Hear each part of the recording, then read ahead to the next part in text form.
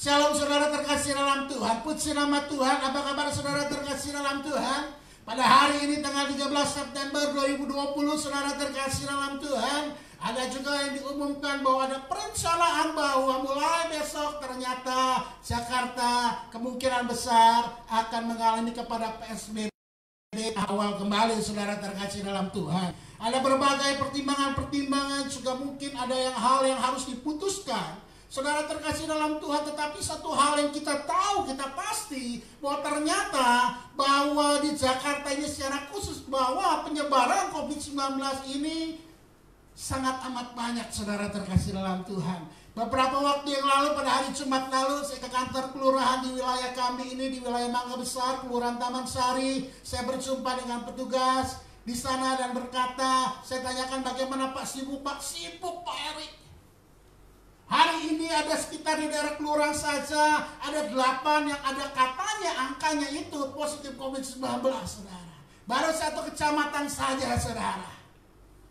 Dan juga kita mendengar juga dalam satu hari itu di Jakarta bisa terjadi hampir 900 peristiwa COVID-19.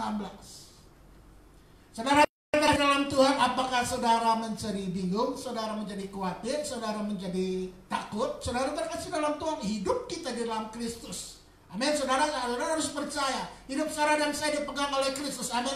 Saudara, kita adalah milik Kristus. Memang kita harus waspada. Tuhan memberikan kita hikmat. Puji Tuhan saudara. Kalau ada pemerintah yang mengingatkan kita supaya tidak ketularan COVID-19, ada 3 hal penting yang harus kita lakukan.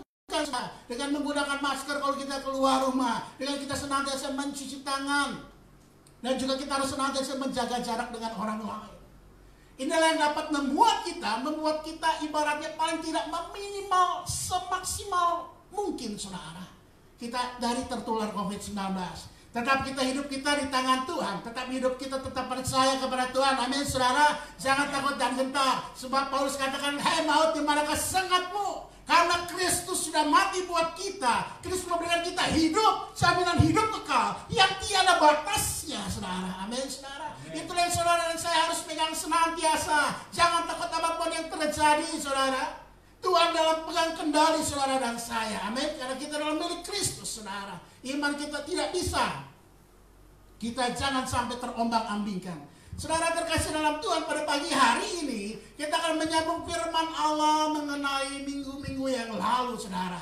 Ini adalah mengenai khotbah di bukit saudara terkasih dalam Tuhan. Temanya adalah kebahagiaan di pandangan Allah. Dan ini adalah seri yang ketiga saudara terkasih dalam Tuhan. Ada yang pertama, kedua sudah kita bahas minggu yang lalu. Saudara terkasih dalam Tuhan, seringkali kebahagiaan orang mengukur dengan ketika merayakan ulang tahun. Wah, happy birthday to you, Bapak Gembala kita ulang tahun saudara, tanggal 10 September yang lalu saudara. Puji Tuhan. Ini adalah gambaran orang-orang dunia. Kalau berbahagia itu adalah orang yang panjang umur. Tetapi sesungguhnya, tahukah saudara dan saya, ketika kita merayakan, kita membilang panjang umurnya. Saudara, sebenarnya saudara dikurangi 1 umurnya saudara. Tetapi kita tetap percaya kepada Tuhan. Tuhan sangat amat baik memelihara kehidupan saudara dan saya. Amin saudara. Hidup kita kalau Tuhan berikan kepada kita, berarti Tuhan berikan kesempatan saudara dan saya untuk hidup kita berbuah. Hidup kita menghasilkan menjadi berkat. Hidup kita menjadi lilin-lilin terus bercahaya, mengalirkan cahaya Kristus saudara. Agar hidup saudara dan saya ini kita menjadi berkat. Hidup kita menjadi terang. Kalau kita Tuhan panggil, apa yang telah kamu perbuat, aku telah perbuat Tuhan. Apa yang Tuhan kehendaki dalam hidupku, aku menceritakan kabar baik. Apa yang Tuhan berikan kepada aku, keselamatan. Saudara terkasih Tuhan, kebahagiaan di pandang dunia mungkin juga dikatakan, wah kalau orang bahagia itu Pak Erik itu kita bisa makan, nikmati hidup itu enak-enak makan. Wah, sukacita saudara. Memang makanan itu, makanya sekarang di TV acara-acara mengenai makan luar biasa saudara. Itu diliput sampai mulutnya lagi makan, aduh ayam, waduh lezat sekali saudara ya. Itu luar biasa. Memang ada kebahagiaan, benar ada kebahagiaan, ada kenikmatan saudara. Bagaimana kalau ada orang yang kaya luar biasa tetapi ada yang tidak bisa menikmati makanan saudara. Makan ono dilarang, makan ini dilarang, makan itu dilarang saudara. Memang berbahagia kalau kita bisa menikmati, tetapi bukan pandangan dunia saudara. Ada juga orang memandang kebahagiaan itu pandangan dunia. Wah saudara, ini kalau menang lotre saudara. Wah, menang lotre itu bahagianya luar biasa sepertinya saudara. Orang-orang mengalami hal yang exciting. Saudara terkasih, saya teringat saudara beberapa tahun yang lalu, jauh 20 tahun yang lalu saudara, saya pernah bekerja di sebuah minimarket di Amerika Serikat. Dan itu dia menjual, ada lotre yang digosok-gosok saudara. Lotre digosok-gosok, lalu dimasukkan, lalu dilihat cuma selembar itu murah, harganya cuma $1 pada waktu itu. Ketika malam-malam jam 11 malam, saya dulu sempat kerja sampai malam hari, sampai pagi hari saudara. Dari jam 11 malam ke jam 7 pagi, jam 9 saya kerja lagi, terus seperti itu hidup saya. Keterikatan akan pekerjaan tuh saudara. Workaholic. Lalu apa yang terjadi saudara? Ketika malam hampir jam 12 malam, ada seorang pemuda berkulit hitam dan dia tampak seperti frustrasi saudara. Lalu dia datang ke minimarket tempat saya berjaga situ, dia beli minuman, dia beli, apa ini, saya beli selembar aja lah, lotre. Lalu dia gosok-gosok, dia keluar saudara, dia keluar, dan lalu apa yang terjadi? Dia tampak happy sekali saudara, tampak bahagia sekali saudara. Dia bilang, wah ini apa ya? Saya dapat hadiah tulisannya nih, dapat hadiah. Beli $1 dapat $400. Wah saudara. Dia katakan, saya belum pernah sebelumnya membeli lotre ini. Saya belum pernah, saya memang tadi sempat kesel, hati saya sedang dongkol. Lalu menjadi sukacita, lalu saya cek di mesinnya saudara, ada alat mesinnya itu, kita masukin, ternyata benar dia dapat $400. Rasanya bahagia benar, apalagi orang yang dapat jutaan dolar saudara. Kadang orang mengukur kebahagiaan seperti itu. Tetapi saudara terkasih dalam Tuhan, pagi hari ini kita akan melanjutkan firman Allah. Apa sih pandangan Allah mengenai kebahagiaan itu saudara terkasih dalam Tuhan? Kebahagiaan dari pandangan Allah. Kita menyambung dalam kitab Matius 5 ayat yang ke-8 sampai ayat ke-12. Berbahagialah orang yang suci hatinya, karena mereka akan apa saudara? Akan melihat Allah. Ayat 9, berbahagialah orang yang membawa damai, karena mereka disebut anak-anak Allah. Berbahagialah orang yang dianiaya oleh sebab kebenaran, dan mereka lah yang mempunyai kerajaan surga. Berbahagialah kamu jika karena aku, karena Yesus berkata, kamu dicela dan dianiaya, dan kepadamu difitnahkan segala yang jahat. Bersukacita dan bergembiralah, karena upahmu besar di surga. Sebab demikian juga telah dianiaya nabi-nabi yang sebelum kamu. Saudara terkasih dalam Tuhan, kebahagiaan yang dunia berikan berbeda dengan yang Kristus maksudkan, Allah maksudkan. Inilah yang harus saudara dan saya cari senantiasa. Kita harus menikmati kebahagiaan yang sejati di dalam Allah. Yang pertama dalam kitab Matius 5 ayat 8, firman Allah berkata tadi, berbahagialah orang yang suci hatinya. Berbahagialah orang yang suci hatinya. Berbahagia itu dikatakan dalam bahasa aslinya, bahasa Yunani itu makarios saudara.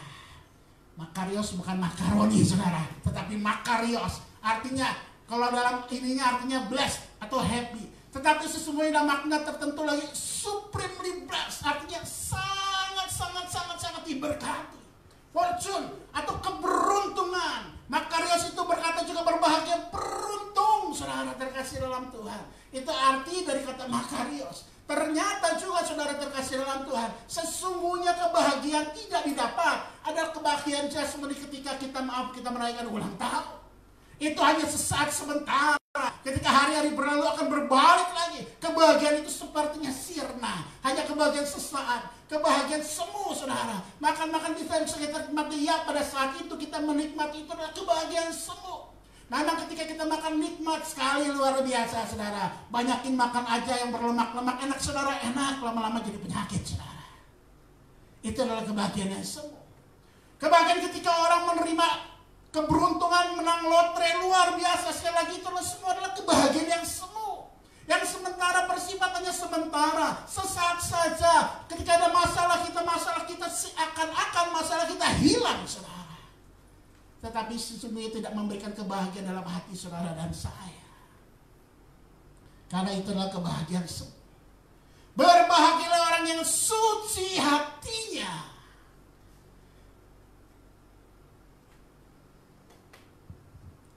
Wah saudara, kataros Kataros ini dari kata tadi suci. Suci jadi dalam bahasa aslinya kataros ini saudara, ini adalah clean, pure. Seperti sebuah emas yang benar-benar murni saudara. Itulah kata yang digunakan, kata yang sama untuk kata ini. Berbahagialah orang yang suci hatinya. Pure. Seperti juga dikatakan gandum yang telah bersih. Seperti juga dikatakan seperti anggur yang tidak tercampur dengan air ataupun apapun juga. Murni. Inilah arti kata Dios yang digunakan, suci hatinya. Berbagai orang yang suci hatinya. Artinya apa saudara terkasih dalam Tuhan? Tidak sedikit orang-orang memiliki hati seperti gambar seperti di saudara lihat. Hatinya ada kasih, katanya terlihatnya kasih. Tetapi di dalamnya ada apa saudara? Ada kemunafik, ada munafik saudara. Di dalam hati kita mungkin kita dikenal dengan orang sepertinya orang yang kasih, tetapi kita memiliki motivasi yang salah. Mau saya katakan banyak sekali, tidak sedikit orang-orang percaya datang kepada Tuhan bukan karena bersyukur kepada Tuhan karena dia mati dari kayu salib menanggung saudara dan saya dosa-dosa kita, tetapi kita tidak sedikit orang-orang motivasinya salah untuk datang kepada Tuhan untuk mencari berkat. Ibaratnya kita mancing, umpannya kecil, dapatnya ya lumayan. Umpannya lebih besar, ya dapatnya lumayan besar. Umpannya lebih besar lagi. Saudara, Tuhan bukan seperti kita memancing, saudara. Hidup kita bergantung kepada Tuhan. Tuhan sumber berkat, benar Tuhan sumber berkat. Tetapi kita datang kepada Tuhan bukan karena dia sebagai sumber berkat, tetapi dia sebagai Allah yang menebus saudara dan saya, menjamin hidup yang kekal yang tiada batasnya saudara. Engkau dan saya yang harusnya binasa. Iman Kristen dengan jelas mengatakan orang tidak percaya kepada Kristus. Iman Kristen tidak ada keselamatan, sebab di bawah kolong langit ini tidak nama satupun yang dapat menyelamatkan kau dan saya selain di dalam nama Kristus Yesus. Amin saudara. Inilah yang saudara dan saya harus miliki dalam hidup. Hatimu harus memiliki motivasi, bukan motivasi yang salah. Atau mungkin dosa-dosa yang lainnya. Kelihatannya orang itu baik, tetapi hatinya tidak baik. Kelihatannya sepertinya dia orang yang cinta Tuhan, tetapi manis di bibir, lain di hati. Janganlah menjadi orang-orang yang seperti itu. Ingat, janganlah kita memiliki motivasi yang salah kepada Tuhan. Kita datang kepada Tuhan, kita menyembah Yesus Kristus, kita berdoa bukan karena Tuhan membuka masalah kita, walaupun Tuhanlah sang membuka masalah kita, jalan keluar dalam masalah hidup kita. Kita datang kepada Tuhan bukan hanya untuk kesembuhan, walaupun Tuhanlah sang penyembuh kita, karena dia dahulu, sekarang dan selama-lamanya tetap sama. Dahulu dia dapat menyembuhkan orang yang sakit, yang lumpuh berjalan, yang buta celik matanya. Tetapi kita yang datang kepada Kristus saat ini bukan seperti itu. Karena Yesus mati dari sekalian menanggung hidup saudara dan saya. Kita yang harusnya binasa, anugerah Tuhan saja. Terima hidup yang kekal. Amin saudara. Itulah kita beribadah kepada Yesus. Itulah kita beribadah kepada Tuhan saudara. Mengapa kita ibadah hari Minggu? Karena hari Minggu melambangkan hari kebangkitan Kristus Yesus. Saudara terkasih dalam Tuhan, Kristuslah harus menjadi the center of your life. Kristus harus menjadi the center of your heart, saudara. Perhatikan hatimu, saudara. Atau jangan-jangan engkau membuat orang yang hatinya menjadi berbeda, saudara. Injil Lukas pasal 21 ayat 34 firman Allah berkata, jagalah dirimu supaya hatimu jangan syarat oleh pesta pora dan kemabukan serta kepentingan-kepentingan duniawi, dan supaya hari Tuhan jangan tiba-tiba jatuh ke atas dirimu seperti suatu cerat. Jagalah dirimu supaya hatimu, saudara, jangan syarat oleh hal-hal yang duniawi. Hal-hal duniawi mengenakan saudara, benar mengenakan. Siapa hidup mau tidak enak, mau hidup enak. Puji Tuhan kalau Tuhan memberkati kita, tetapi janganlah cari itu saudara. Hidup kita carilah Tuhan, maka semua yang akan ditambahkan kepadamu, karena itulah firman Tuhan.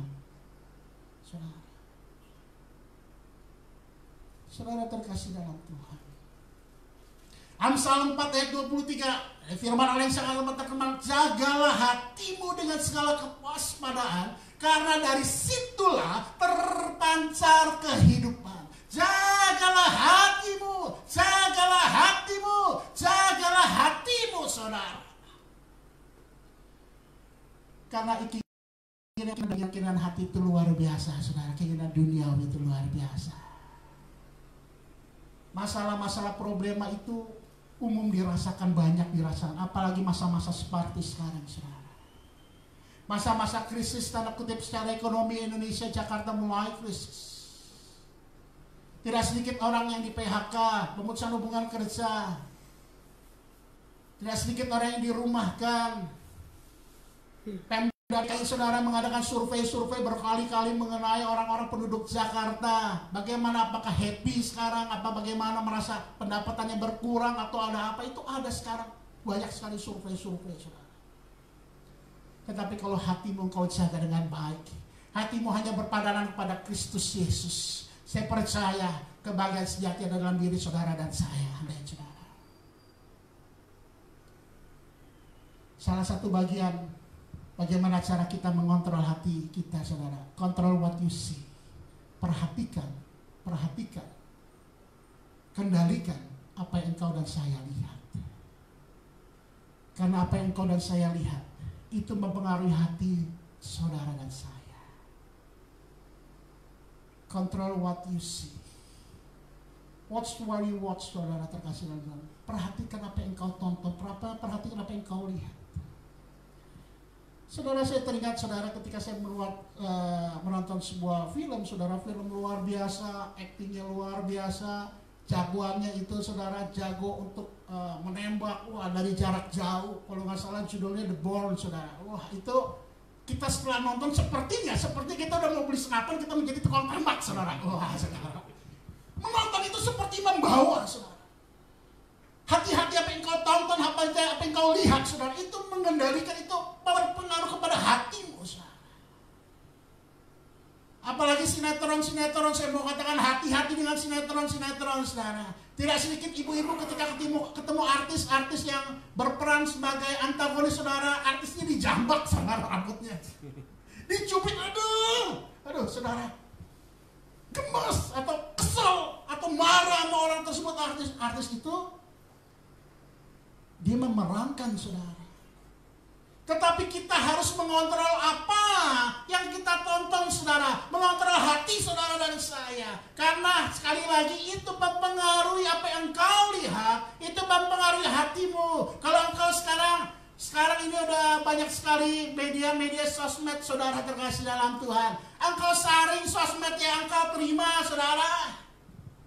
Jangan hidup engkau menjadi semua engkau terima. Ingatlah, saudara, bahwa hidup saudara, telinga saudara, mata saudara, itu bukan sebagai tempat sampah, saudara. Ingat baik, saudara, seharusnya hal-hal yang baik masuk dalam hidup saudara dan saya. Firman Allah yang harusnya senantiasa baik dalam hidup saudara dan saya. Ketika engkau mendengarkan khotbah-khotbah, engkau melihat di YouTube, lihatlah kata-kata yang membangun saudara dan saya. Bukan menjadikan engkau khawatir, menjadikan engkau takut, menjadikan engkau gentar, saudara. Engkau menyebarkan ke sana ke sini, membuat dampak yang luar biasa negatif, saudara. Bukan seperti itu. Control what you see. Engkau harus perhatikan apa yang kau tonton, apa yang kau lihat. Itu akan mencerminkan hatimu, saudara. Hati-hati dengan hatimu. Control what you see. Control what your mobile handphone, saudara. Mobile phone. Tidak perlu semua dilihat. Itu akan mempengaruhi hati saudara dan saya. Ketika awal Maret, akhir Maret, ada perusahaan yang goncang, perusahaan investasi. Saya minggu lalu saya ceritakan, saya saksikan kawan saya hatinya menjadi sakit saudara, asam lambungnya naik, tidak dapat mengontrol karena mendengar hal-hal seperti itu saudara. Hati-hati dengan informasi yang kita dapat, mempengaruhi hati kita saudara, bahkan mempengaruhi kesehatan saudara dan saya. Kebahagiaan di pandangan Allah seri ketiga ini adalah menjaga hati. Jagalah hati saudara. Berbahagialah orang yang tidak berjalan menurut nasihat orang fasik, yang tidak berdiri di jalan orang berdosa, dan yang tidak duduk dalam kumpulan pencemooh, tetapi yang kesukaannya ialah Taurat Tuhan, dan yang merenungkan Taurat itu siang dan malam. Ia seperti pohon yang ditanam di tepi aliran air, yang menghasilkan buahnya pada musimnya, dan yang tidak layu daunnya. Apa saja yang diperbuatnya berhasil. Mazmur 1 ayat 1 sampai 3 sering kita hafalkan.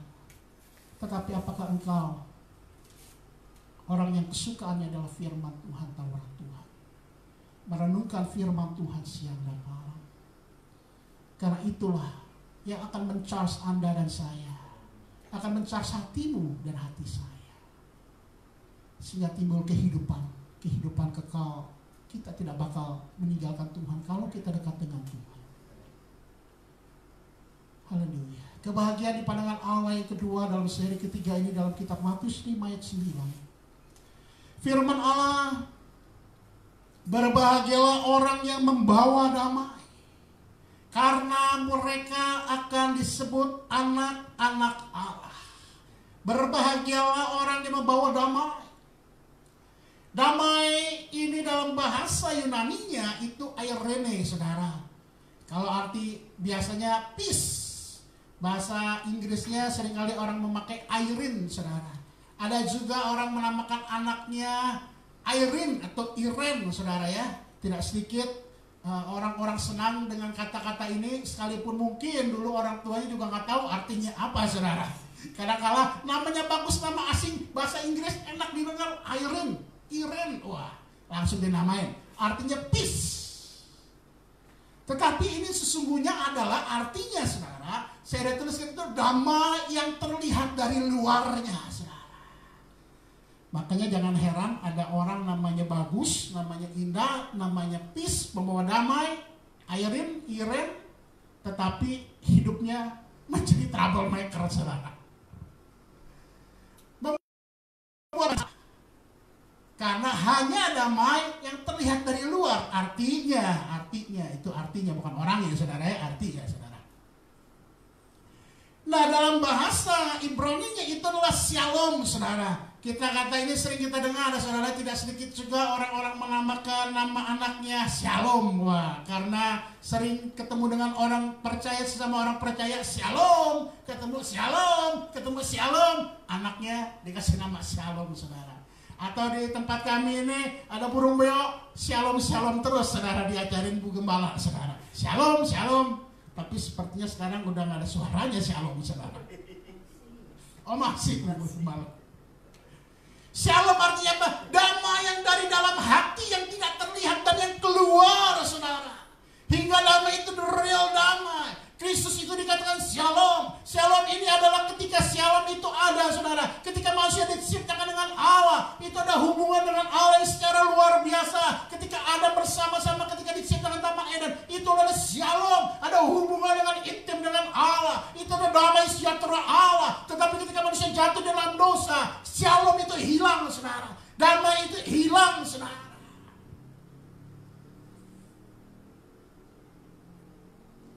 Yesaya 9 ayat 6 firman berkata, sebab seorang anak telah lahir untuk kita, seorang putra telah diberikan untuk kita, lambang pemerintahan ada di atas bahunya, dan namanya disebut orang penasihat ajaib, Allah yang perkasa, Bapa yang kekal, Raja damai. Raja damai disebutkan damai itu shalom saudara.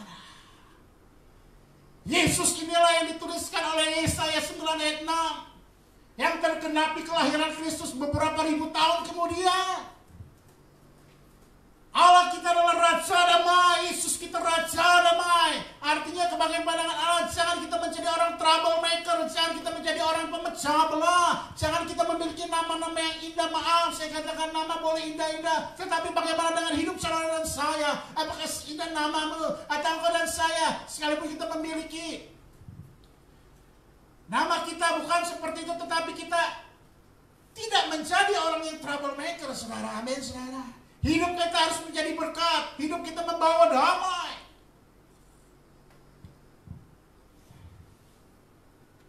Jangan kehidupan kita membawa perpecahan, saudara.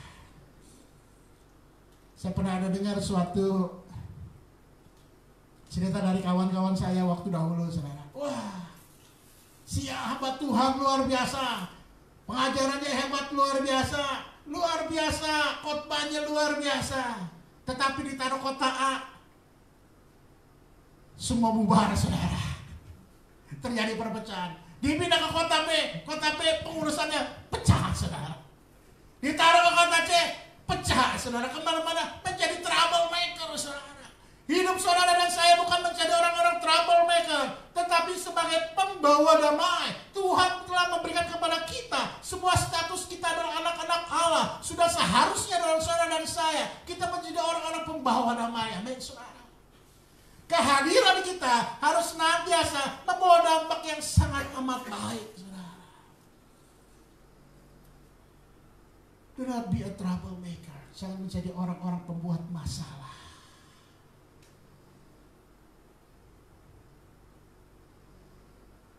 Jadilah orang-orang pembawa damai. Jadilah orang-orang pembawa damai. Jadilah orang-orang pembawa damai. Jangan menjadi orang Kristen, maaf. Wah Pak, dia sih Kristen, musuhnya banyak, dimusuhin orang, ngomongin orang sana sini, suka mengumpat, mengata-ngatai orang, saudara. Membuat masalah terus, ditaruh di mana buat masalah. Saudara dan saya dipanggil untuk jadi peacemaker, pembawa damai, saudara. Jangan menjadi troublemaker, saudara. Yang ketiga, saudara, kebahagiaan di pandangan Allah dalam kitab Matius 5 ayat 10-11. Saya cepat karena waktunya sudah hampir jam 10. Berbahagialah orang yang dianiaya oleh sebab kebenaran, karena mereka yang mempunyai kerajaan sorga.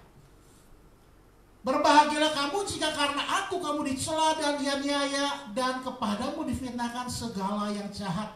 Saudara terkasih dalam Tuhan, dikatakan berbahagialah orang yang dianiaya oleh karena kebenaran. Saudara terkasih dalam Tuhan, orang dianiaya ada 3 sebab, saudara.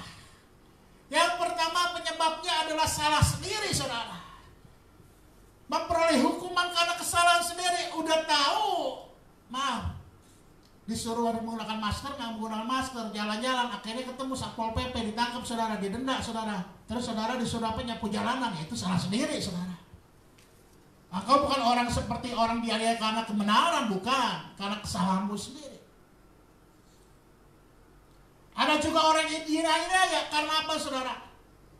Orang dianiaya itu bukan sekedar tadi karena kesalahan sendiri, tetapi Tuhan izinkan, Tuhan, saudara, supaya iman saudara dan saya, orang yang teraniaya, itu menjadi tambah beriman kepada Tuhan. Jadi jangan takut ketika engkau mengalami keaniayaan. Kalau Tuhan izinkan, karena engkau hidup di dalam kebenaran, di dalam firman Tuhan, jangan engkau takut, jangan engkau khawatir. Karena hidup saudara dan saya ketika engkau berpegang pada firman Tuhan, hidupmu dan saudara ada di kendali Tuhan, saudara. Jangan engkau takut, jangan engkau bimbang, saudara. Jangan engkau ragu. Jangan engkau khawatir dalam hidup ini, saya mau katakan. Hidupmu dalam kendali Tuhan selama engkau berjalan dalam kebenaran Tuhan. Selama engkau berjalan dalam firman Allah. Hiduplah di dalam Kristus Yesus. Saya akan tutup dalam sebuah kesaksian, saudara terkasih dalam Tuhan. Beberapa waktu yang lalu saya hanya berjumpa dengan salah seorang dahulu jemaat di gereja kami. Sudah 20 tahunan lebih saya tidak berjumpa. Mungkin lebih dari 25 tahun saya tidak berjumpa, 30 tahun. Mungkin terakhir saya berjumpa dengan dia tahun 95, saudara. Sudah lama sekali. Tiba-tiba 3 hari yang lalu beliau telepon saya mengenali saudaranya. Saya katakan, halo ibu A, apa kabar ibu? Tumben sekali telepon. Sudah hampir 30 tahun, sudah mungkin 30 tahun, tahun 95 saya ingat saudara. Dalam perjalanannya apa yang saudara terkasih dalam Tuhan, dia bercerita kehidupan dia, bagaimana kehidupan dia. Sepanjang kehidupan dia tetap mengandalkan Tuhan, dia tetap melayani Tuhan, dia bagaimana dia susah apapun yang terjadi dalam hidup dia tetap ikut Tuhan, saudara.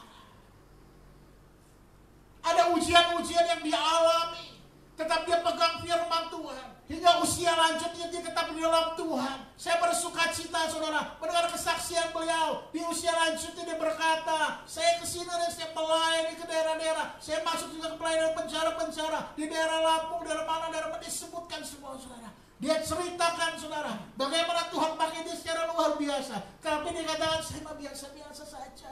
Tuhan saya yang hebat, iya. Yesus saya yang hebat, luar biasa. Dia pelayanan juga ke banyak-banyak tempat, dia cerita sama saya. Hatinya bergembira senantiasa. Dia katakan, kita mah apa yang kita bisa bantu, kita bantu gereja Tuhan. Dia katakan, apa yang saya bisa bantu, saya bantu. Hidup ini cuma sementara. Hidup ini cuma sementara. Kita harus memperhatikan hal-hal yang bukan lahir ya. Saudara terkasih dalam Tuhan, perjalanan hidupnya begitu banyak kesusahan-kesusahan yang lain. Dia cerita kepada saya lebih dari 1 tahun, Rick. Dia catat sampai di dalam hatinya, dalam ingatannya, 1 tahun 1 bulan saya tidak dapat kerjaan. Saya harus menghidupi anak-anak saya, 3 orang anak-anak saya. Sekolah nggak bisa bayar uang sekolah apa segala. Dia cerita, saudara. Tetapi Tuhan senantiasa menolong dia di saat-saat susah, di saat-saat sulit. Tuhan menolong saudara. Makanya percayalah kepada Tuhan senantiasa. Pegang Yesus seumur hidupmu saudara. Jangan kau lepaskan dia. Ingatlah, pertolongan Tuhan tidak pernah terlambat sekalipun. Mungkin tampaknya seperti lambat saudara. Saya mengalami hal-hal luar biasa saudara. Begitu saya ada waktunya Tuhan izinkan. Apakah kita setia atau tidak? Kita setia mengiring Kristus. Ujian-ujian Tuhan izinkan. Semuanya berlalu. Tuhanlah sumber pertolongan saudara dan saya. Pagi hari ini saya tidak panjang lebar firman Tuhan. Kebahagiaan di pandangan Allah. Yang ketiga, hiduplah tetap beriman kepada Kristus. Kebahagiaan di pandangan Allah, pagi hari kita belajar menjaga hati kita. Jagalah hatimu dengan segala kewaspadaan.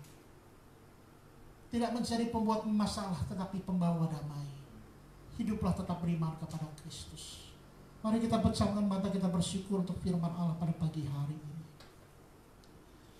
Bapa yang kami sembah dalam nama Tuhan Yesus, kami bersyukur untuk pagi hari ini. Sekalipun kami masih tidak bisa berjumpa satu dengan yang lainnya secara langsung tatap muka, beribadah dalam rumah Tuhan, tetapi kami bersyukur masih bisa mendengarkan firman Tuhan.